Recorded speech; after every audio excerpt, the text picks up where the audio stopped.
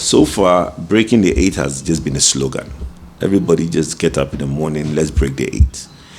The question is, how do you break a 8? How do you ensure that a party that's been in power for 8 years, that apathy, okay, all the things that comes with being in power for 8 years, you reverse it?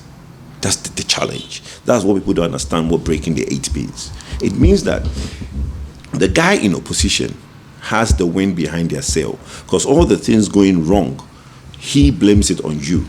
And you've been in power for 8 years, so you can't blame the guy before you. You own everything that's gone wrong, okay? So your people, most at best, are not happy. And we can see that around the country. Most NPP supporters are not happy with the government, okay? Now, when on any given day, NPP, NDC, everybody has a 45%. 45%, any given day. Look, you can put a 2-year-old, as if we change the constitution to put a 2-year-old as a flag bearer of the party. 45% with their eyes closed will vote NPP. That is what you have as your party supporters, hardcore.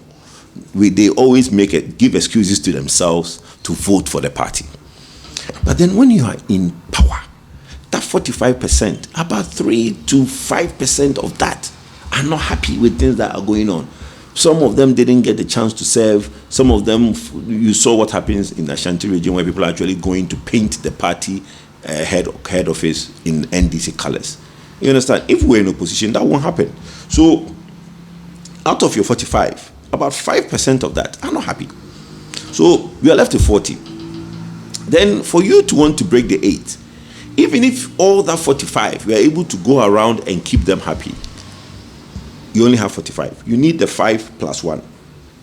That is where the challenge is. The undecided. The guys in the middle. Let me give you some statistics. 2020 was the first time that we did a registration, a national voter registration, about 2 months to the election.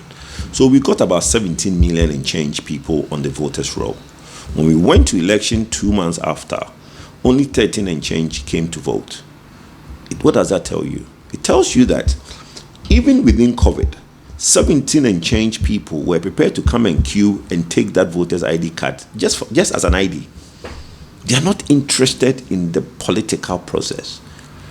But what you need to see is that, so now there is 4 million people who just are holding voters' ID card just as an ID. They don't want to be part of the NPP or NDC process. Okay, so our challenge, if we want to break the 8, is to reach out to that 4 million.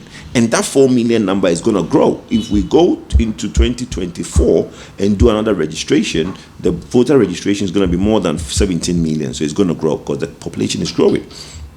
But what that informs you is that we have a big chunk of people who are not interested in the political process. And that over 90% of that are the youth. They don't think that NPP, NDC makes a difference to them. So my task, if I am given the chance, is to make sure that they see a difference in me by my utterances, by the policies I put out there, and with the passion I have. That is the only way we can break the 8. If not, forget it.